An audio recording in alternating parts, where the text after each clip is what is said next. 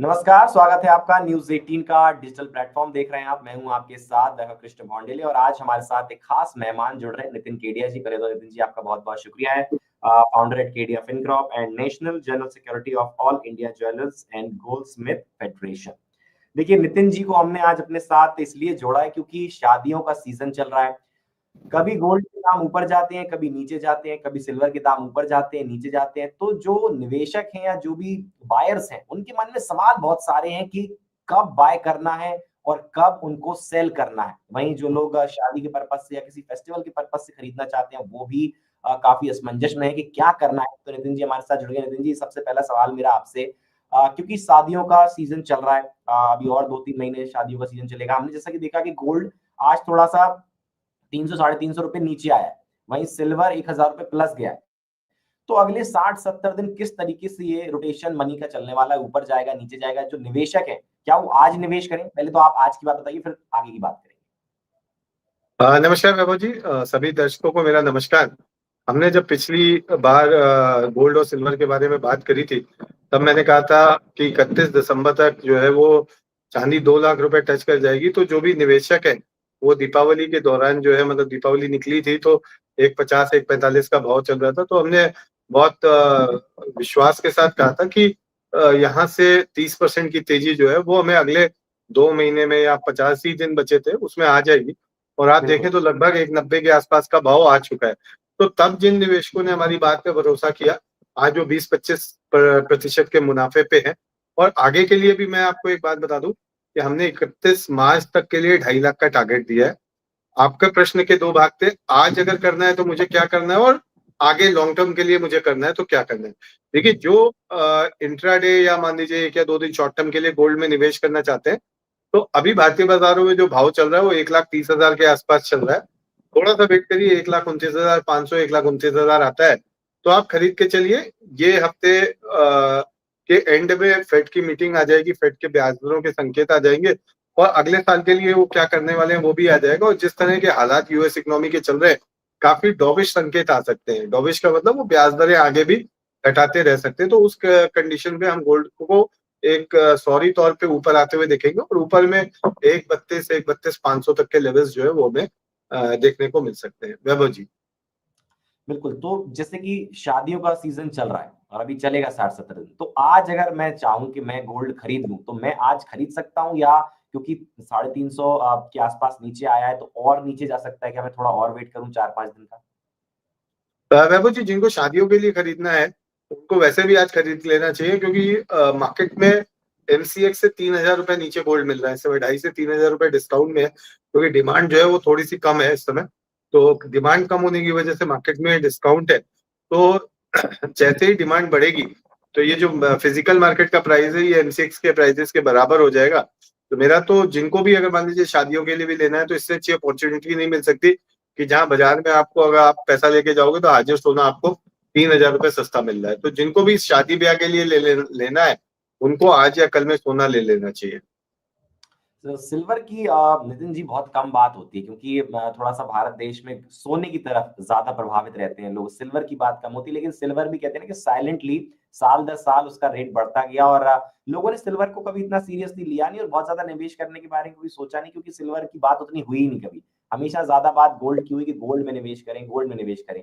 लेकिन आज की डेट में आप देखें तो सिल्वर भी लगातार बढ़ रहा है। तो क्या सिल्वर अभी और आगे जाएगा? जैसे कि आप बात कर रहे थे कि और ये शायद 2.5 लाख तक भी जा सकता है। तो उसके ऊपर बिल्कुल। थोड़ा-सा विस्तार से बताइएगा। बिल्कुल वैभव जी, देखिए सिल्वर में ना 2-3 चीजें हमें समझनी पड़ेगी। पहली बात तो, चांदी की अपनी कोई माइन नहीं होती है। चांदी की ऐसी, जैसे आप सोने की माइन देखते हैं, आप कॉपर की माइन देखते हैं, आप जिंक की माइन देखते हैं, तो चांदी की अपनी कोई माइन नहीं होती। चांदी का जितना भी प्रोडक्शन है वो एज अ बाई प्रोडक्ट होता है। तो आप देखेंगे जिंक, जैसे हिंदुस्तान जिंक है, इंडिया में जो सिल्वर का प्रोडक्शन होता है 40-42 टन, वो वही होता है जो हिंदुस्तान जिंक की माइन से निकलता है। तो सिमिलरली हम देखते हैं गोल्ड और ये आपका कॉपर की माइन से भी सिल्वर जो है वो काफी मात्रा में निकलती है। तो जब भी हुँ, सेकेंडरी प्रोडक्ट कोई होता है, तो जनरली उसका जो हुँ, कॉस्ट ऑफ प्रोडक्शन होता है वो काफी कम होता है, लेकिन उसका हम ये नहीं कह सकते कि अगले साल इतना प्रोडक्शन हो ही जाएगा, और डिमांड बढ़ने पर हम डेफिसिट देखते हैं। तो ये 5वां साल है हुँ, जब हम देख रहे हैं कि जो सप्लाई है वो डिमांड को मीट आउट नहीं कर पा रही है, और 3 से 5% डिमांड जो है वो सप्लाई से कम चल रही है। सेकेंड रीजन क्या है कि सिल्वर का यूज जितना इलेक्ट्रॉनिक इंडस्ट्री के अंदर होता है, इलेक्ट्रॉनिक इंडस्ट्री की सिल्वर को आप रिसाइकिल नहीं कर सकते। तो यदि आप उसको रिसाइकिल नहीं कर सकते, that means that is going totally waste आपका यूज होने के बाद। तीसरी बात कि जिस तरीके से आर्टिफिशियल इंटेलिजेंस का दौर बढ़ रहा है, तो उनके जो सर्वर्स है, उन सर्वर्स के लिए जो पावर की रिक्वायरमेंट है वो राक्षसी रिक्वायरमेंट है, मतलब बहुत ज्यादा रिक्वायरमेंट है। तो उसके लिए देशों को न्यूक्लियर पावर हाउसेस बनाने पड़ेंगे, और एक न्यूक्लियर पावर हाउस अगर आप बनाने जाते हैं तो 60,000 टन के आसपास चांदी की रिक्वायरमेंट आती है। तो यानी अगर आप फंडामेंटली देखेंगे तो सिल्वर की डिमांड जो है वो हम देख रहे हैं कि बढ़ सकती है, लेकिन सप्लाई जो है वो अभी हमें कहीं से बढ़ते हुए दिखाई नहीं दे रही। और ये कभी भी किसी भी कमोडिटी इक्विटी या मान लीजिए किसी भी पर्टिकुलर प्रोडक्ट में एक सिचुएशन आती है जहां पे आपकी डिमांड बढ़ रही हो, सप्लाई बढ़ने के चांसेस ना हो, तो वहां पे हमें एक तेजी आते हुए देखते हैं। तो मेरा मानना है कि जिन लोगों से सिल्वर छूट गई है, कम से कम 50% पैसा अभी लगा के निवेश करें, 50% किसी डीप करेक्शन का वेट करें। वो डीप करेक्शन आता है तो वहां पे इन्वेस्टेड रहें। 31 मार्च तक 2.5 लाख रुपए का भाव भारतीय बाजारों के अंदर मिल जाएगा। वैभव जी, 31 मार्च 2000 तक 2.5 लाख तक टच कर सकता है। आज की तारीख में 1,90,000 पे ट्रेड कर रहा है। का आजकल जमाना है, तमाम जो डिजिटल पेमेंट्स के ऐप हैं उन पर डिजिटल सिल्वर, डिजिटल गोल्ड भी मिलता है। तो उस पर आपका क्या कहना है? क्योंकि उसमें काफी सारे टैक्सेस भी होते हैं। जो नए-नए बच्चे होते हैं, जो यंगस्टर्स होते हैं, जो अभी समझ रहे हैं, जो पुराने निवेशक हैं उनको पता है काफी सारी चीजें। जो नए बायर्स हैं या जो नए निवेशक हैं, जो भी सीख रहे हैं, समझ रहे हैं, उनको आपकी क्या सलाह कि अभी जो रॉ फिजिकल गोल्ड है, फिजिकल सिल्वर है, उसकी तरफ जाएं या फिर आप जा सकते हैं डिजिटल की तरफ भी? देखिए भारत के अंदर 3 माध्यम जहां पे आप सुरक्षित हैं, जहां रेगुलेटर आपको जो है वो आपको एक सुरक्षा प्रोवाइड करता है, वो 3 है। आप फिजिकल मार्केट में ले सकते हैं, फिजिकल मार्केट आपको बाजार के अंदर मिल रही, दुकानदार कभी भी जो है वो गलत काम नहीं करता। सेकंड, आप ईटीएफ के माध्यम से ले सकते हैं। तीसरा, आप एमसीएक्स के माध्यम से डिलीवरी ले सकते हैं। डिजिटल गोल्ड या सिल्वर की अगर हम बात करते हैं तो उसको कोई भी रेगुलेट नहीं करता है, उसका कहीं भी कोई रेगुलेशन नहीं है। तो रेगुलेशन नहीं होने की वजह से प्रॉब्लम क्या आती है, समस्या क्या आती है कि कल को मान लीजिए किसी ने अपनी दुकान बंद कर दी, किसी ने अपना ऐप बंद कर दिया, तो आपके पास सिर्फ एक ही सहारा होता है कि आप ईओडब्ल्यू में जाइए या फिर आप मान लीजिए अपनी शिकायत पुलिस में करिए। लेकिन आप जब तक वो बंदा आपको मिल नहीं जाता और आपका पैसा नहीं दे देता है, तब तक आपका वो पैसा जो है वो चला गया। तो किसी भी तरह का जो भी डिजिटल प्लेटफॉर्म है, चाहे वो डिजिटल गोल्ड है, चाहे वो डिजिटल सिल्वर है, जब तक इसमें कोई रेगुलेटर नहीं आ जाता तब तक मेरा आग्रह सबसे यही रहता है कि आप इससे दूर रहें। इनफैक्ट जो भारतीय शेयर बाजारों के जो रेगुलेटर है सेबी, उन्होंने कुछ दिन पहले एक वार्निंग भी इशू करी थी कि जिस तरीके से कुकुर मुत्ते की तरह डिजिटल गोल्ड और सिल्वर के प्लेटफॉर्म निकल के आ रहे हैं सामने, उससे निवेशकों को दूरी बना के रखनी चाहिए। हाँ, तो बिल्कुल देखिए नितिन जी एडवाइस कर रहे हैं बेसिकली कि अगर आप अभी नए निवेशक हैं या फिर पुराने भी हैं तो डिजिटल की तरफ जाने से बेहतर है कि आप जो है फिजिकल गोल्ड और सिल्वर की तरफ जाएं। नितिन जी एक सवाल ये भी, क्योंकि वर्ल्ड लेवल पर बहुत सारी चीजें चल रही हैं, चाहे इजराइल ईरान का वॉर हो, चाहे हमास गाजा हो, चाहे रशिया यूक्रेन हो, तमाम तरीके के वॉर्स भी चल रहे हैं। तो उनका कितना इम्पैक्ट पड़ सकता है आने वाले समय में ग्लोबल लेवल पर? तो देखिए ट्रम्प साहब की एक बड़ी अच्छी खासियत रही है कि इन्होंने ना वॉर्स को बंद कराने की कोशिश करी है और पूरी दुनिया को बिजनेस की तरफ ले जाने की कोशिश करी है। भारत पाकिस्तान में तो हम नहीं कह सकते क्योंकि दोनों ही सरकारों ने इसको डिनाई किया है, लेकिन इसराइल और हमास के बीच में जिस तरह के वॉर्स चल रहे थे उसमें डेफिनेटली हम देख रहे हैं कि इनका रोल बड़ा अहम रहा है, और रशिया और यूक्रेन में भी हम देख रहे हैं कि इनका रोल बड़ा अहम रहा है। तो जियोपॉलिटिकल फ्रंट पे तो मुझे इतने इश्यूज नहीं दिखाई देते, लेकिन जिस तरीके से डॉलर को लेके संशय बन रहा है, क्योंकि ट्रम्प जो है वो बहुत अविश्वसनीय है, बहुत अनसर्टेनिटी लेके आते हैं बाजारों में। तो डॉलर को लेके जिस तरीके की अविश्वसनीयता बनी हुई है, और ब्रिक्स कंट्रीज की अगर हम बात करें तो ब्रिक्स ने अपने आपसी व्यापार के लिए अभी एक यूनिट करके करेंसी लॉन्च करने जा रहे हैं, जिसके अंदर 40% हिस्सा जो है गोल्ड का रहेगा और 60% बाकी देशों की करेंसी की हिस्सेदारी रहेगी।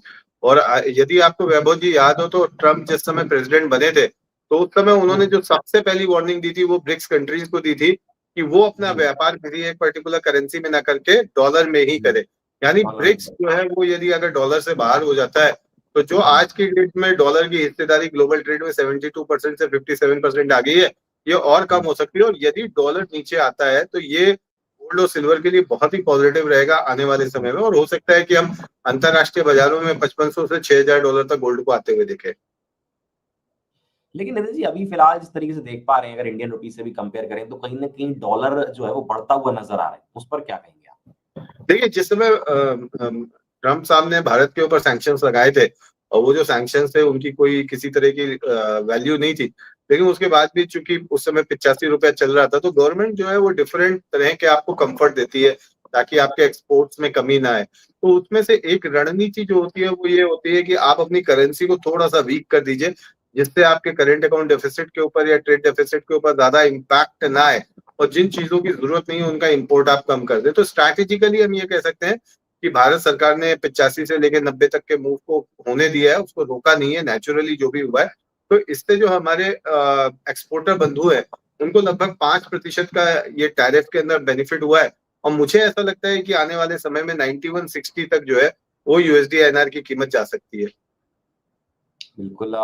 एक एक छोटा सवाल ये भी रहेगा मेरा, क्योंकि आजकल एक चीज चली है, क्योंकि भारतीय जो बाजार है उनमें कई बार ऐसा होता है कि कच्ची जो पर्ची होती है, कई बार कच्ची पर्ची देके आपसी में भी लोग गोल्ड खरीदते हैं, सिल्वर खरीदते हैं, और उन चीजों की वजह से क्या होता है कि जो जीएसटी है, आईजीएसटी है, उसको बचाने के लिए दुकानदार कई बार कच्ची पर्ची दे देता है और कहता है कि विश्वास पे बात कर लो। थोड़ी देर पहले आपने जिक्र भी करा था कि अगर दुकान बंद हो गई या डिजिटल प्लेटफॉर्म बंद हो गया तो कैसे उसका समाधान निकालेंगे। तो उस पर क्या कहेंगे आप, उससे कितना बचना चाहिए? क्योंकि कहीं ना कहीं ऐसी चीजों में जब इंसान फंस जाता है तो फिर उसके बाद निवेशक के तौर पे पैसा निवेश किया था कि रिटर्न मिलेगा, रिटर्न की जगह और पैसा इन्वेस्ट करना पड़ता है कि जो है वो भी बच जाए थोड़ा बहुत। वैभव जी, इसमें ना सरकार को भी 2 कदम बढ़ाने पड़ेंगे। देखिए, आज जब कोई व्यक्ति ईटीएफ में इन्वेस्ट करता है तो जीएसटी इंक्लूडेड प्राइसेस है ईटीएफ के अंदर निपॉन को छोड़ के, और जब वो विड्रॉल करता है तो भी उसको जो जीएसटी लगाया है वो वापस मिल जाती है।